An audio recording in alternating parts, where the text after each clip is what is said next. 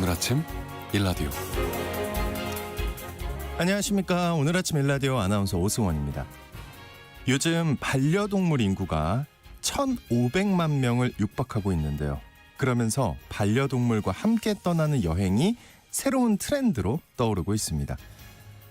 여행업계에선 반려동물과 함께하는 숙박, 교통, 액티비티 등 다양한 여행 상품들 출시되고 있는데요. 문제는 반려동물과 함께 밥 먹을 곳 찾기가 힘들다고 합니다. 현행법상 반려동물을 동반한 식당 출입은 신산업이나 신기술 분야에서 기존 규제를 면제나 유예시켜주는 제도죠. 일명 규제 샌드박스 시범 사업에 참여한 곳 외에는 모두 불법이라고 하는데요. 그러다 보니까 반려동물과 함께 갈 수 있는 식당이 전국에 140여 곳밖에 없다고 합니다. 간혹 일부 음식점에서 캐리어나 개모차 등을 동반한 경우에 바로 옆에서 식사하는 걸 허용해주는 경우도 있긴 하지만요. 이건 역시 불법이고요. 여러 가지 혼란과 갈등이 벌어지다 보니까 규제 개선이 필요하다는 지적이 나오고 있는데요. 반려동물을 키우지 않는 사람도 있고요. 음식점에선 식품위생상 엄격하게 하는 게 당연한 일이기도 한 만큼 규제는 당연히 필요하겠죠. 단 예외 적용이나 다른 분야에 적용되는 것들도 고려해서 현장의 혼란을 줄여주는 일만큼은 필요한 시점에 온 것 같습니다. 9월 6일 금요일 오늘 아침 일라디오 출발합니다.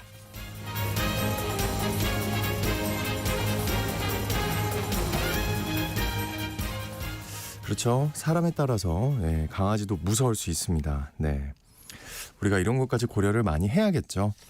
자, 오늘 아침 일라디오 이 시간은 물론 KBS 일라디오의 모든 프로그램은 유튜브 KBS 일라디오 공식 채널이나 모바일 콩 어플리케이션을 통해 실시간으로 함께 하실 수 있습니다. KBS 일라디오 채널 구독과 좋아요, 댓글 많이 부탁드릴게요.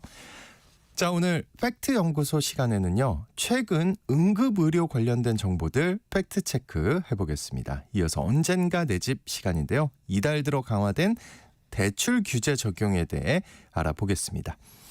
자, 청취자 여러분들 참여하실 수 있는 퀴즈 드릴게요. 기후변화로 모든 생태계 개체들이 생존을 위협받고 있죠. 초여름부터 가을까지 아주 청정한 지역에서만 볼 수 있는 이 곤충 역시 마찬가지라고 합니다. 이 곤충은 올해 폭염으로 성충 변이가 지연되면서 짝짓기와 월동 준비 시간이 부족했다고 하는데요. 밤하늘을 수놓는 이 곤충들이 사라지는 건 아닌지 걱정스럽습니다. 이 곤충을 보기 위해 해마다 많은 관광객들이 전북 무주 축제를 찾는데요. 이 곤충은 무엇일까요? 저도 보고 싶습니다. 네, 몸에서 빛이 나죠. 아주 예쁜 곤충. 자, 추첨을 통해서 농촌진흥청에서 제공하는 웰빙 혼합 잡곡 세트를 한 분께, 향긋한 커피를 드실 수 있는 모바일 커피 쿠폰은 4분께 드리겠습니다. 방송에 참여하실 분들은 단문 50원, 장문 100원이 드는 유료 문자 샵 9730으로 보내주시기 바랍니다. 유익한 정보와 살아있는 이야기가 있습니다. KBS 오늘 아침 일라디오.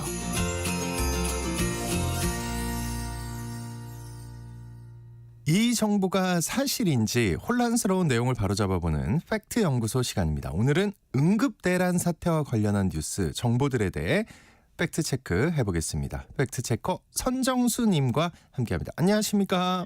네, 안녕하십니까. 먼저 전화를 할 수 있으면 경증 환자입니다. 어떻게 나온 말인지 좀 알아봐야 할 것 같은데요. 네, 박민수 보건복지부 2차관이 지난 4일 라디오 인터뷰에 나와서 한 발언인데요. 경증 환자가 대형병원 응급실을 이용할 경우 본인 부담금을 60%에서 90%로 인상하는 방안에 대한 질문이 있었는데요.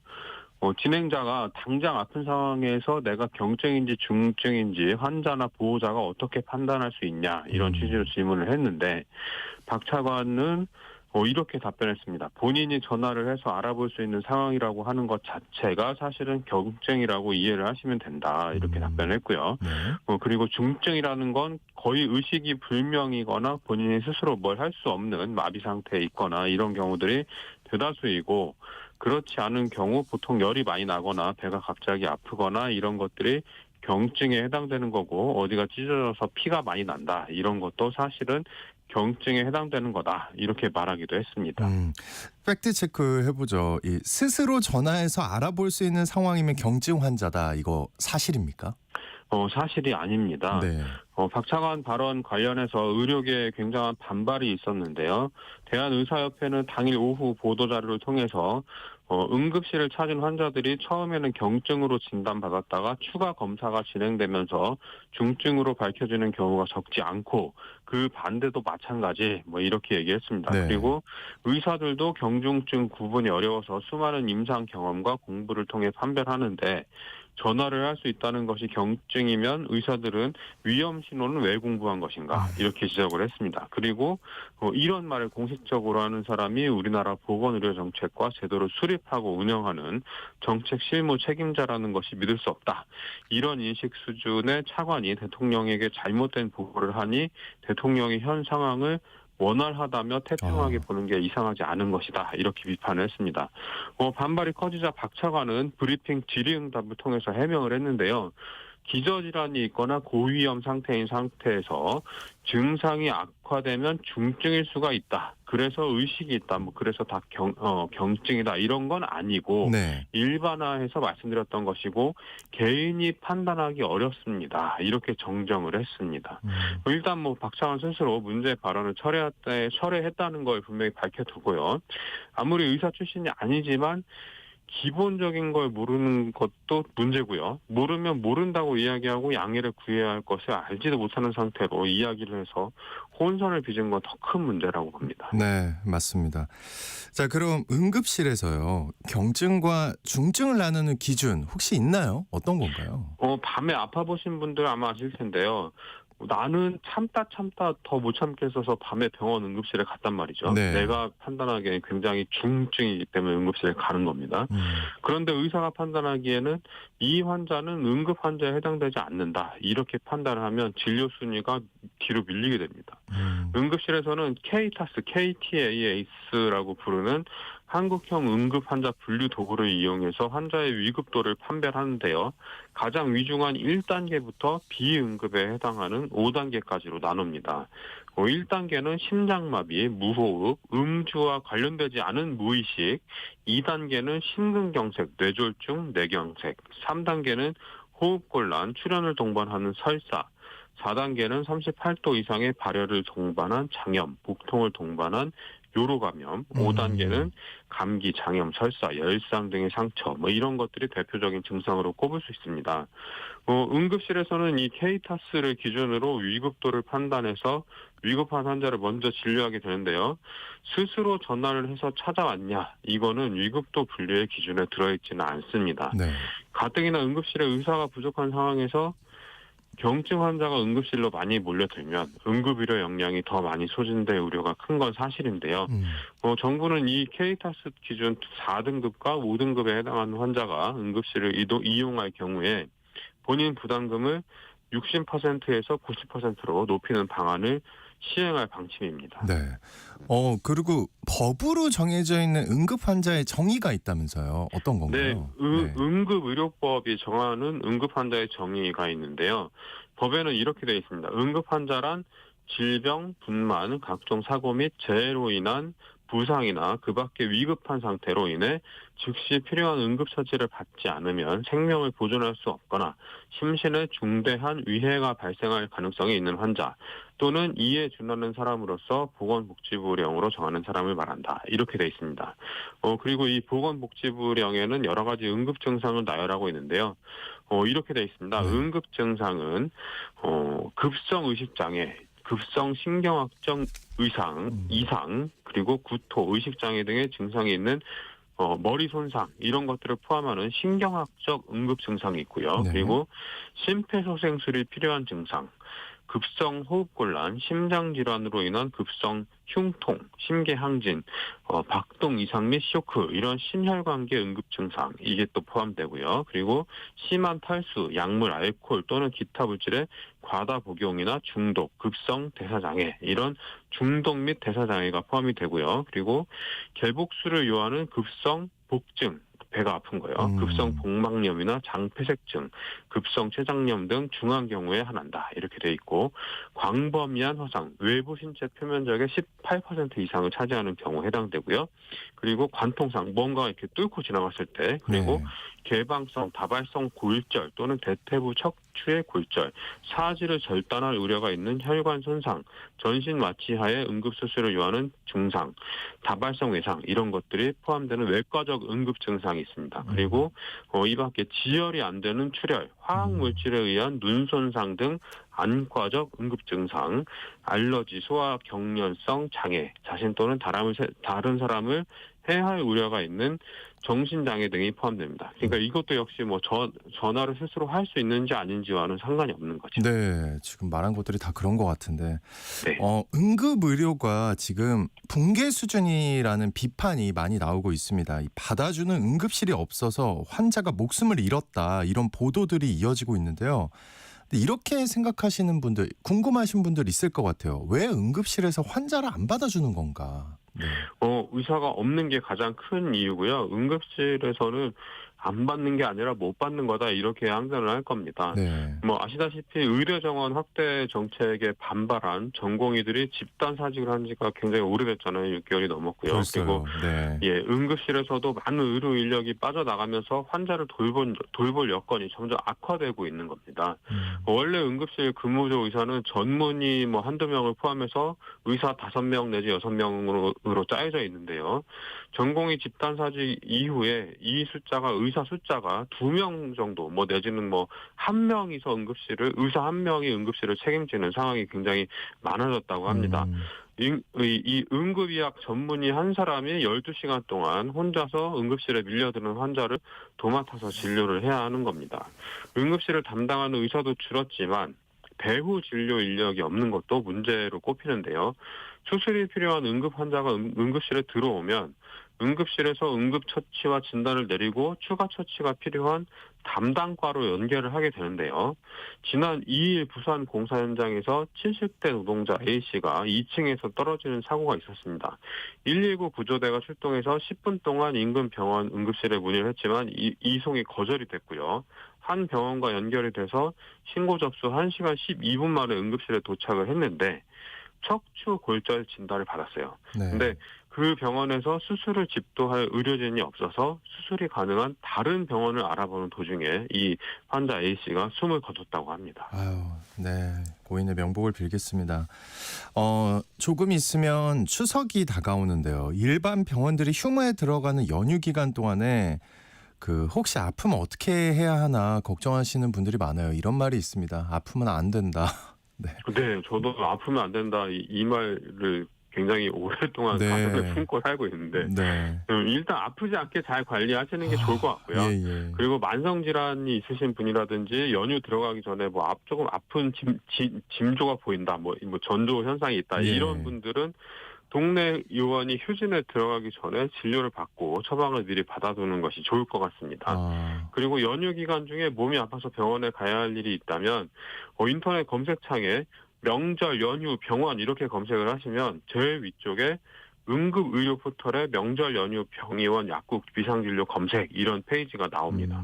그러니까 그냥 쉽게 명절, 연휴, 병원이라고 검색하시면 됩니다. 네. 이걸 클릭해서 들어간 다음에 사시는 곳 주변의 의료기관을 검색해 보면 연휴 기간에 문을 여는 의료기관을 찾을 수 있습니다. 지금도 가동이 되고 있고요. 네. 미리 좀 알아두시면 좋을 것 같고요. 꼭 알아보셔야겠습니다. 이건. 네. 예. 그리고 당번 의료기관이 문을 닫는 야간에는 129 또는 119로 전화를 하셔서 상담을 요청하시면 될 것 같습니다. 그런데 이 워낙 응급실 인력 부족이 오래됐고 심각해져서 중증 환자가 아니면 응급실에서 받아주지 않거나 응급실에 간다고 해도 굉장히 오래 기다리기 쉽다는 걸 좀 알아두셔야 될 것 같습니다.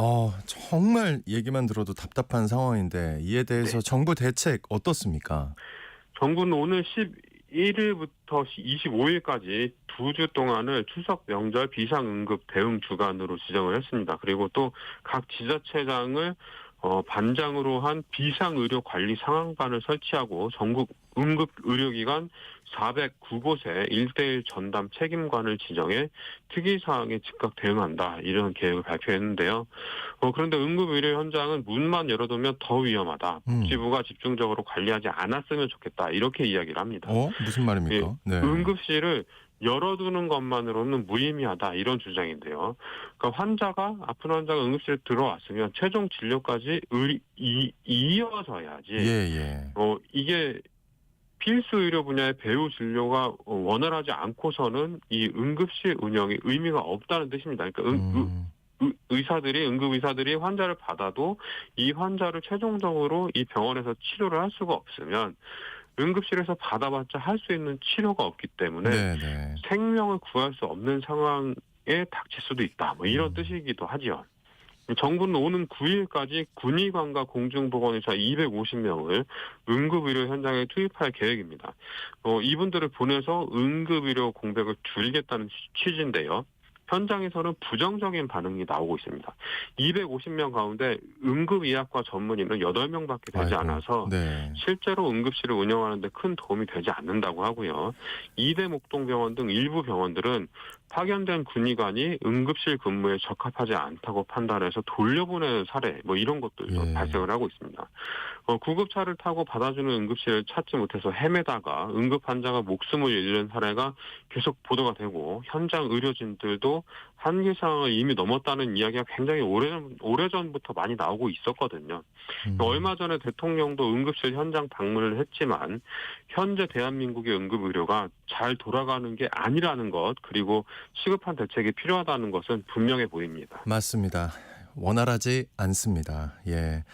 자, 오늘 팩트연구소 시간, 최근 논란이 되고 있는 응급의료 대란에 관한 여러 가지 정보에 대해 팩트체크 해봤습니다. 지금까지 팩트체커 선정수님과 함께했습니다. 오늘 말씀 고맙습니다. 네, 고맙습니다.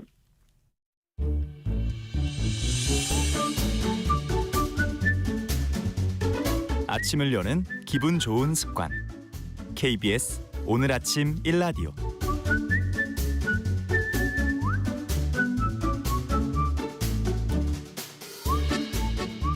예고된 대로 이달부터 스트레스 DSR 2단계가 시행이 되면서 대출 한도가 줄어든 상황인데요. 거기에 은행별로 강화된 규정까지 적용돼서 대출 한도가 줄고 있습니다. 언젠가 내 집, 오늘은 실수요자들의 불안감 그리고 시장의 변화에 큰 영향을 끼칠 대출 규제의 변화들에 대해 살펴보겠습니다. 커넥티드 그라운드 최상욱 대표님 나오셨습니다. 어서 오십시오. 예, 안녕하세요. 네, 최근에 은행들이 대출을 줄이거나 아니면 중단하는 사태가 벌어지면서 언론 보도를 보면 대출을 못 받아서 애를 먹는다는 실수요자들이 많은 것 같습니다. 어떤 일들이 벌어지고 있나요, 지금? 네, 이틀 전에 그 감독원장 주재로 그 소비자들이 최근 은행에서 대출 거절을 받은 사례가 너무 많아서 그래서 그 청취를 하는 그런 자리가 있었거든요. 그래서 거기에는 시장 전문가들하고 소비자 대표분들하고 그리고 은행 관계자분들이 나오셨고 저도 거기 참석을 했습니다. 그런데 그 소비자분들이 하는 말은 5분이 말씀하셨는데 거의 똑같은 말씀을 하셔가지고요. 그러니까 자기가 원래 알아보고 있었던 대출이 있었는데 그거를 은행들이 안 해준다는 말을 들어서 혹은 안 해줄까봐 이제 굉장히 불안하다. 그러면서 실수요자들에게는 대출을 열어줬으면 좋겠다 이런 말을 했고요.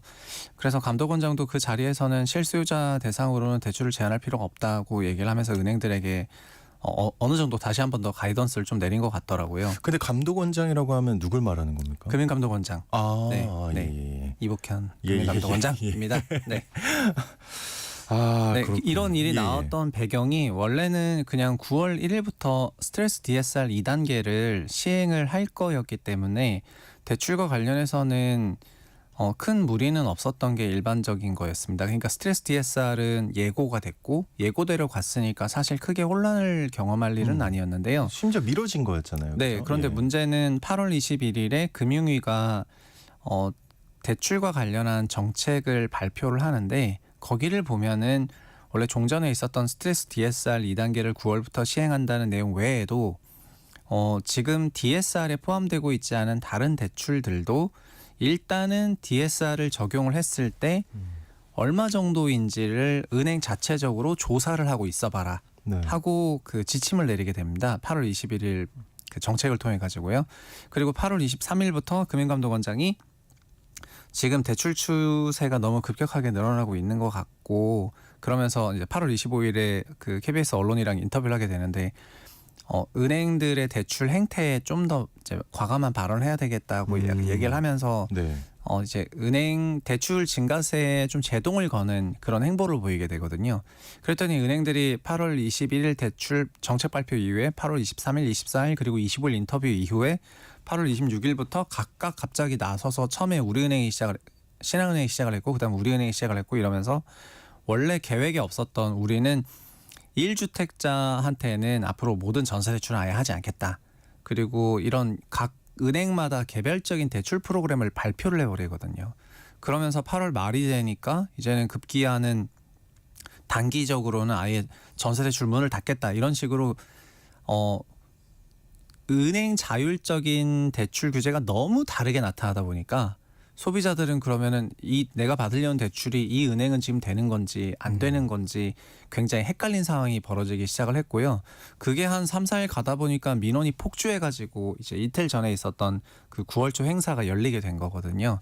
그래서 지난 보름 동안 있었던 일들은 그 전에 약간 대출에 대해서 완화적인 분위기에서 보름 만에 삽시간에 대출에 대해서 좀 강화된 분위기로 전환이 되었습니다. 예. 지금 네. 말씀만 들어보면 너무 갑자기 확 강력해진 거 아닙니까? 이 정도면. 네, 그래서 예를 들면 입주를 앞두고 있는 아파트 단지에서 전세 대출을 금지한다고 하니까 또 전세 대출을 받는 임차인의 전세 보증금을 가지고 집에 잔금을 내는 게 불가능하다 이런 식으로 나와버리니까 뭐 11월 말에 둔촌주공 입주도 있고 이런데 그럼 우리는 어떻게 되냐 이러면서 또 일부 은행은 분양권에 대해서는 적용하지 않겠다. 어떤 은행은 우리는 그래도 계속 적용하겠다. 이러니까 은행별로 너무 케바케가 됐습니다. 그러니까 예. 8월 21일에 금융위의 전반적인 그 의도는 뭐였냐면은 은행 자체적으로 해라. 우리가 개별적으로 일일이 시시콜콜하게 얘기하지 않겠다라고 했는데 은행들이 지금 감독기관의 의도가 대출을 좀 조율하는 거라고 받으면서 은행끼리 약간 충성 경쟁하고 있거든요.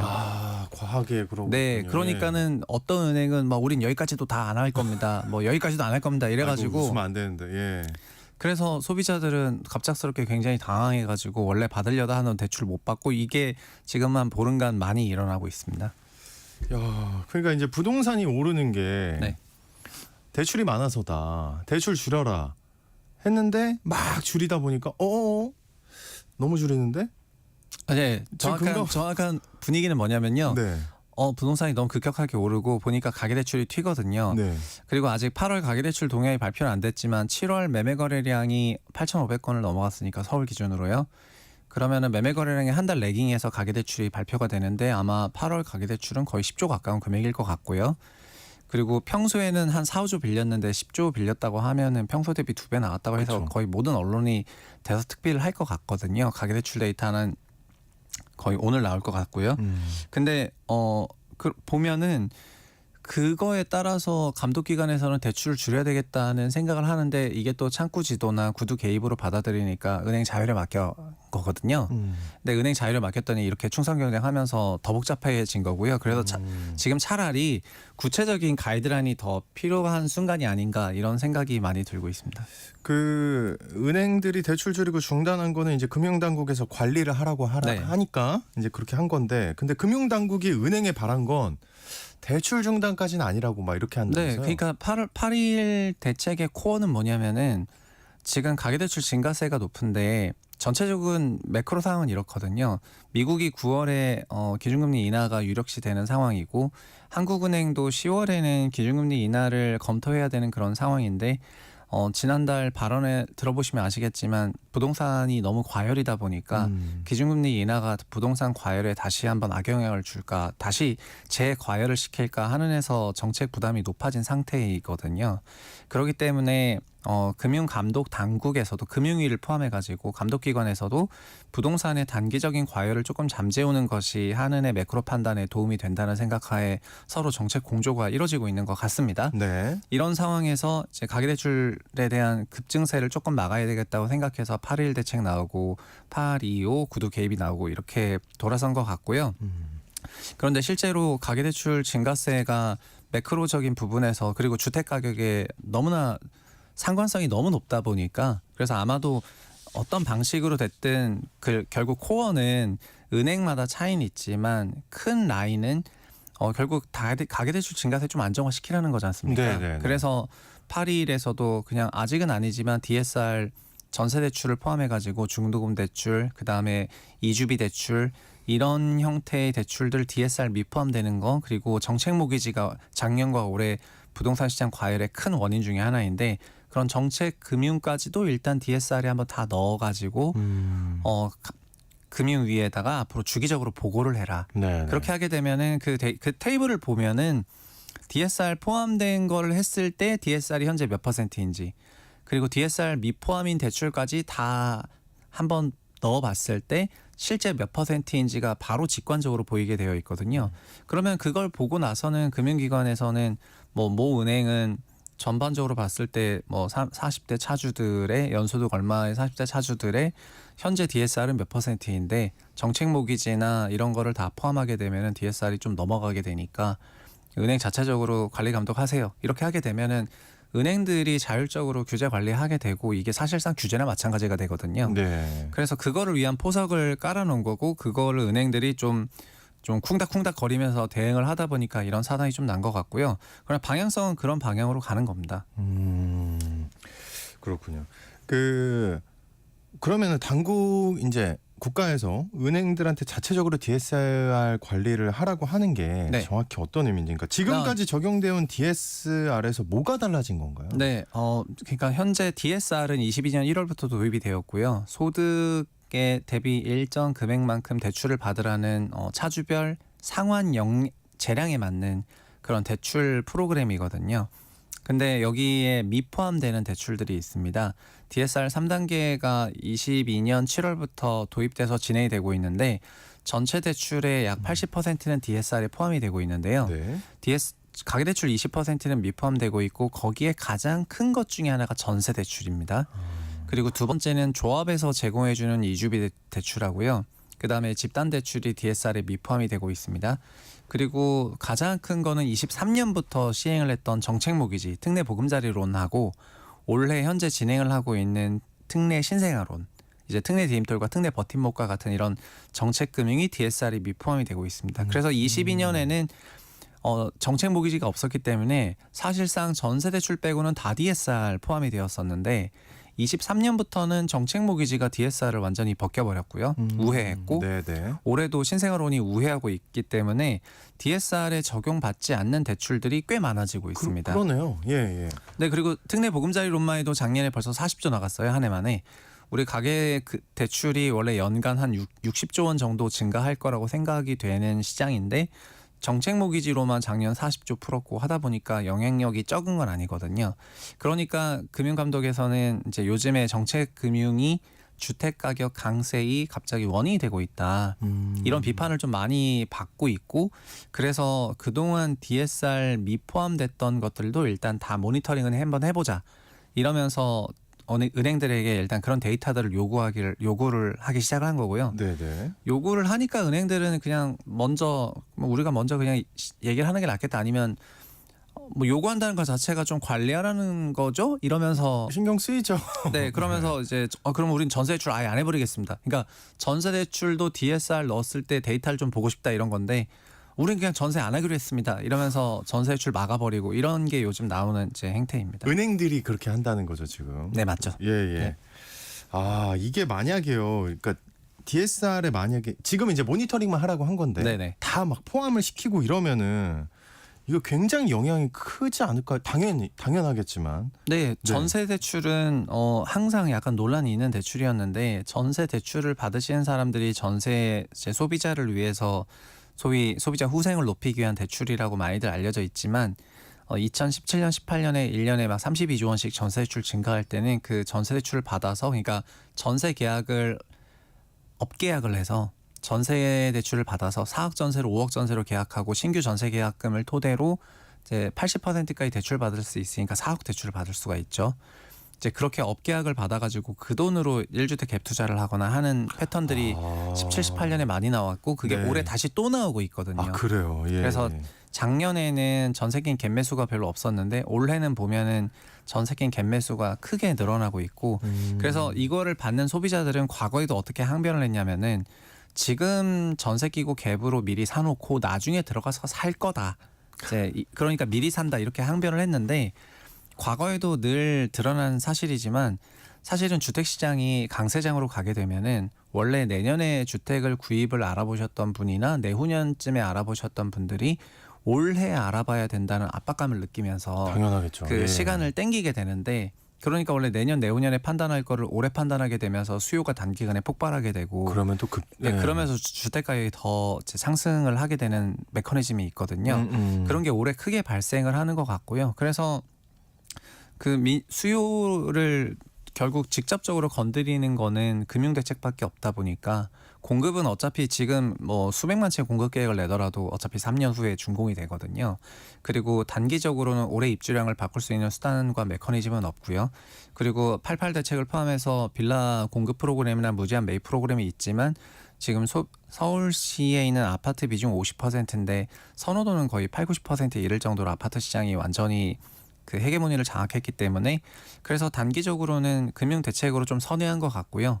그래서 매크로 정책과 연계할 수 있도록 당분간은 좀 빡빡하게 갈 것 같고 그저께 나왔던 회담에서도 뭐 정확하게 그렇게 간다는 건 아니지만 연말까지는 이런 분위기를 이어갈 것 같다는 뉘앙스를 저는 많이 느꼈거든요. 그래서 아마 연말까지는 모든 전세 대출이 막힌다 이건 아닌데요.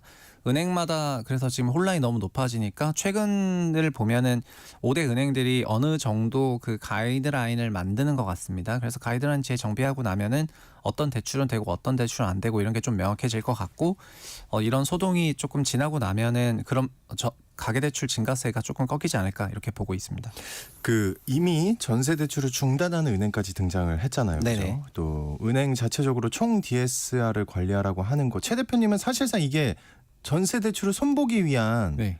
그 제도라고 보신다면서요. 예, 맞습니다. 네. 전세 대출은 22년 그 DSR을 전격 시행할 때도 그때도 전세 대출을 넣어야 되냐 말아야 되냐 논란이 굉장히 많았었습니다. 근데 그때 그 전세 대출이 DSR에 안 들어갔던 거는 일단 전세 대출 DSR 넣어버리면은 정말 DSR이 폭발적으로 늘어버려요. 왜냐하면은 결국 전세 대출은 2년 만기거든요. 그러니까 신용 대출도 지금 어떻게 하고 있냐면은 그 당시에 신용 대출도 원래는 1년 만기이기 때문에 5천만 원만 받아도 그 1년 만기 금액이 DSR은 원리금 상환 계획이다 보니까 1년 만기액이 되게 되면은 신용 대출이 곧바로 DSR 100% 그냥 100% 넘겨버리는 일이 허다하거든요. 네. 그래서 이런 거를 테크니컬하게 7년 동안 분할 상환하는 거를 전제로 DSR을 반영한다거나 하는 식으로 신용을 적용을 해놨는데 그때 DSR을 넣자고 했을 때 DSR도 2년 만기로 빌리잖아요. 근데 전세는 20년 거주 비용을 의미하거든요.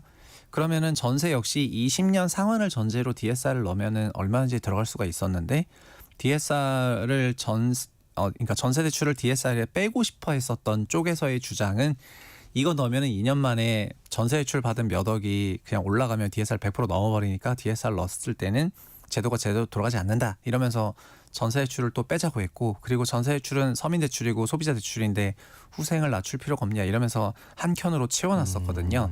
그런데 이게 17년에도 그랬고 그때도 그랬고 지금도 그런 것처럼 의도는 좋고 그다음에 소비자에게 필요한 건 다 알겠지만 결국은 전세 가격이 고평가되는데 상당히 기여를 하고 있는 게 전세 대출이다 보니까 지금 종국에는 결국 전세 대출을 손봐야 된다는 그런 생각들이 감독기관에 많이 발생을 하게 된 것 같고 그러면서 일단은 모니터링부터 시작하자 하는 DSR 전세 대출을 DSR에 관리하는 어떻게 보면은 첫 번째 스텝을 이제 시작을 하게 된 것 같습니다. 그래서 저는 조금 빠른 예상일 수도 있는데 중장기적으로는 전세 대출도 DSR에 편입해서 관리하는 그런 시대가 올 거라고 보고 있습니다. 그런 시대가 온다.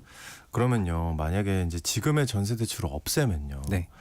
좀 현실적으로 어떤 좋은 대안이 있을 수 있을까요? 결국은 전세 대출이 없어지게 되면은 전세금을 대출을 통해서 마련하는 게 어려워지고요. 자연스럽게 그냥 월세로 전환이 될 겁니다. 그리고 그 과정에서 전세는 이제 수요자가 생각보다 줄어들기 때문에 전세 가격은 내릴 것 같고요. 그리고 또 이런 얘기를 하면 또 월세 가격은 오른다 이렇게 생각하시는 분도 굉장히 많거든요. 너무나 자연스러운 생각이죠. 그럴 것 같아서. 네, 단기적으로 월세 오르고 전세 내릴 것 같습니다. 그런데 단기적인 영향이 아니라 이제 이런 제도 변화가 갖고 올 장기적인 영향은 현재의 전세는 170조 원 정도 되는 전세 대출을 먹으면서 지난 6년간 급격하게 성장을 했거든요. 그래서 전세 대출이 위축되는 과정에서는 전세 시세가 이런 자연스러운 속도 대비해서는 더 빠르게 내려오게 될 것 같고 전세가가 내려오게 되면 매매가도 안정화될 것 같습니다. 그래서 이달부터 전세 대출 받기 어려워진 네, 겁니까? 전세 대출 받으려면은 그러니까는 이게 참 아이러니한 부분인데 임차인이 받는 전세 대출이 임대인의 소유권 이전이 있냐 없냐를 가지고 결정이 되는 게 아이러니한 거거든요. 임대인의 그러니까 소유권 이전이 임대인이 있냐면요? 집주인이 전세 끼고 집을 사는 경우, 그러니까 10억의 매매 주택이 있는데 거기 6억 전세 끼고 4억에 자기가 사는 경우에 그러면은 6억 전세를 내가 5억 대출 받고 아니면 4억 대출 받고 들어간다고 생각을 하고 있는데 임대인의 소유권 이전이 있게 되면은 그 경우에는 전세 대출 안 해주겠다 하는 은행들이 많아졌거든요. 근데 이런 것들도 테크니컬하게 종전 임대인, 그러니까 매도자, 그 다음에 매수자, 그리고 전세 임차인이 셋이 합의하면은 얼마든지 현 은행들의 대부분의 전세 대출 규제를 다 우회할 수 있는 우회로들도 많이 있어요. 네. 그냥 다음 날 처리하고 등등 이런 걸 하면 되는데, 근데 은행들이 지금은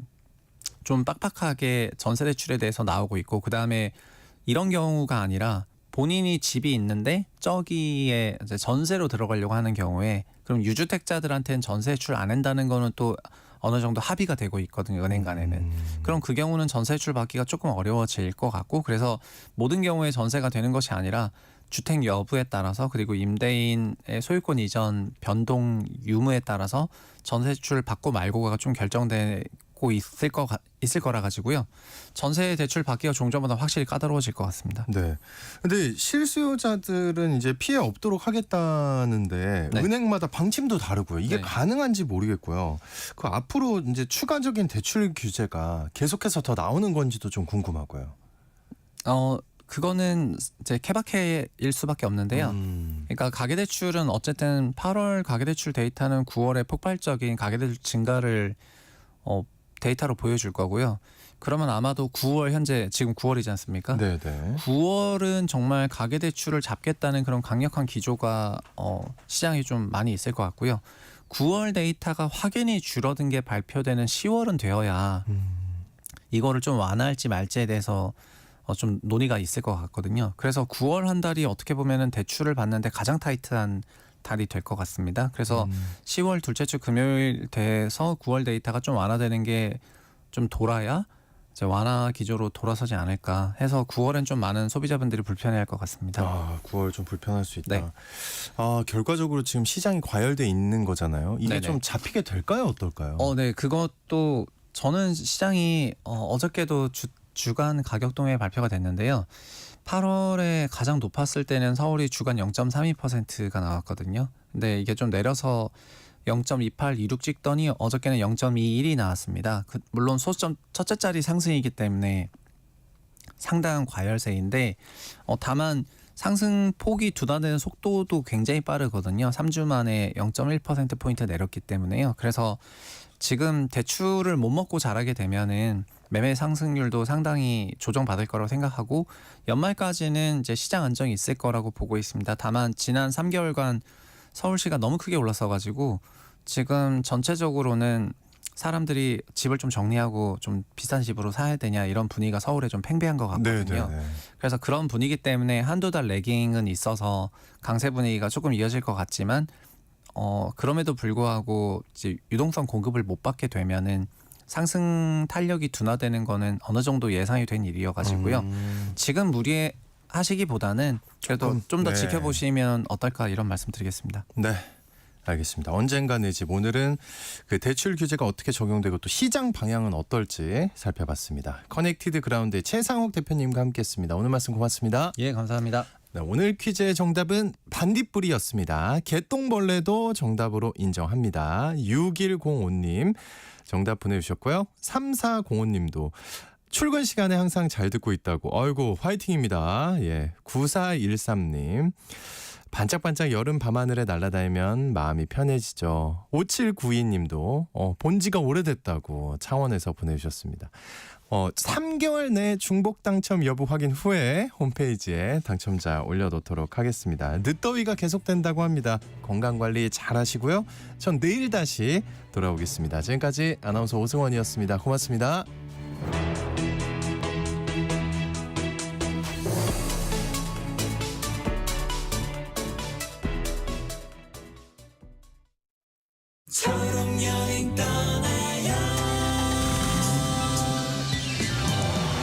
지리산 노고